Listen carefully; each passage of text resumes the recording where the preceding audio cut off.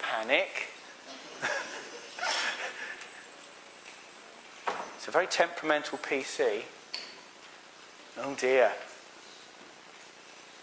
Well, I'll tell you what we'll do. Ian can play with it. And I'll start. We've been thinking about this morning, about the way. Oh, it's gone. Maybe he's going to come back in a minute. I want to tell you just a moment or two. A few years ago, I took a colleague and I from work, we took a trip to Hampton Court. Anyone been to Hampton Court? Yeah. Anyone been in the maze? Yeah. Now, my colleague and I took the kids into the maze. There were only about 10 of them, teenagers. Very dangerous, putting teenagers in a maze. And they ran about and doing all things like that. And ran about. And then they all went out, leaving me and the other teacher in the maze. And I know it's not a very big maze, but we got lost. And we couldn't find our way out. And they were going, "Miss, you all right in there?" "Yeah, we're out in a minute. About in a minute." But we couldn't find our way out. We were lost in the maze. And eventually, one brave student worked their way back in and said, "You just have to go around this corner and there's an emergency exit." But we were lost in the maze. And you know, sometimes life can be a little bit like that, can't it? You're struggling along, trying to find your way, and you're not sure what the way is. And all of us are living our lives wanting to find the right way. We want to find contentment. We want to find happiness. We want to find peace. And we're all on that journey trying to find those things. That's pretty much what the world does, isn't it? We want to make our lives a little bit better and a little bit happier. And we're all making different choices about how we do that. And those choices, sometimes it's, well, I'm going to work as hard as I can and earn as much money as I can in order to be happy. And when I've got lots of money, I'll be happy. And some people make that choice. I always remember, this is a long, long time ago because I'm getting quite old now. I remember one of my Crusader leaders telling me about a conversation that he'd heard on the radio with an interviewer and I think it's one of the Getty people who are like oil billionaires, something like that, back in the day. And the interviewer said, "You're a billionaire. You've got everything you want. Is there anything you need?" And he thought for a moment, and he said, "Yeah, just a bit more money." And he thought, oh, even then they're not happy. Even then, they weren't happy. And it's always stuck with me, that. So some people go after money. Some people go after fame, don't they? And you only have to turn on your telly on a Saturday night and you've got The Voice and you've got The X Factor and you've got this, that and the other. People trying to get famous really quick without doing much. You know, and when you ask some of our students at school, what do you want to be when you grow up? Famous. For what? No, I don't care. Just famous. They want to be happy by being well known. Don't care what for, just being well known. Fame. And then there are some who want to feel as though they're going to be happy if they can just live their dream. You know, my dream is golf ministries.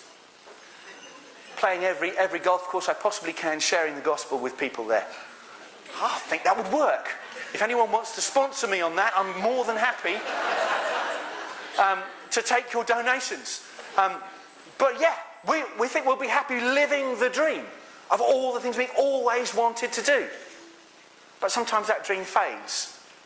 Gets replaced by another one once you've got that. It doesn't work.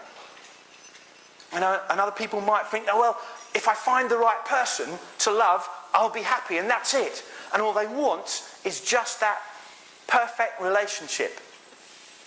And you see people going through 3, 4, 5 different relationships and marriages and whatever, till they find the right one. And invariably, they never do. And it hasn't made them happy. And there could be 101 other things that people try to find happiness through. None of them will work, will they? None of them will really find that permanent happiness. You know, the Bible's got it spot on, because in Ecclesiastes, if I had my screen up there, it would work.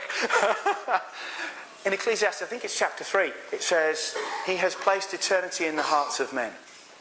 Do you know, God has placed in our hearts, in our emotional seat, that idea of searching for that peace, searching for that happiness. God, that's a God-given thing. Our problem is we keep looking in the wrong place. And when Jesus was talking to his disciples and his friends, he said, I'm going to prepare a place for you.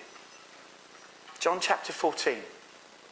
In my Father's house are many rooms, and I'm going there to prepare a place for you. God knows what he wants for us. He knows what complete contentment and happiness will be. It's to be with him. And so God's got a room for everybody. But not everybody's going to take up that room, and not everybody's going to find their way there. And when Jesus, his disciple, Philip, said, or Thomas said, how do we get there? We don't know where you're going, so how can we follow you?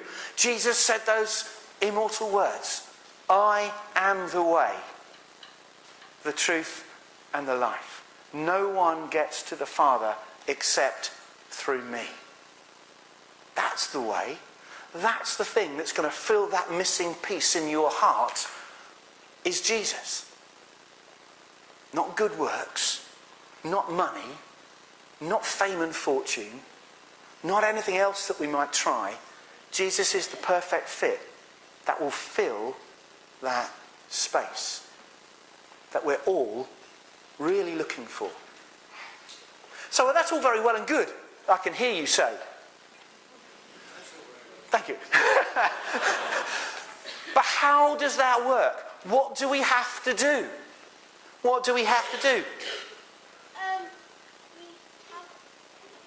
Go for it. Don't be shy. We have to do what? It was there on the tip of your tongue. What was it? Use your tongue. You do. You have to speak Jesus. You're absolutely right. I'll go with you on that one. What does that mean? I am the way, the truth, and the life. No one gets to the Father but by me. Well, first of all, we've sung about it. We have to believe, don't we? We have to believe that to be the truth. Yeah? We have to believe that Jesus died on that cross for us. Our sins are forgiven. Jesus paid the price. We must believe that. He's the way for us to get to heaven, for our sin to be forgiven. Nothing else will work. No matter how brilliantly good we are at giving to charity, no matter how much work we do for other people, no matter how unkind we are, those are all brilliant. They won't get us to be with God. They will not fulfill that ache in our heart. Only belief in Jesus will do that. We have to believe with all our heart. We have to obey what Jesus says, don't we? If we believe it, you do what you say, you do what you're told. We have to follow what Jesus said. We have to be one of those red letter Christians looking at the red letters in the Bible. What did Jesus say? And just doing that as well, living it out day by day.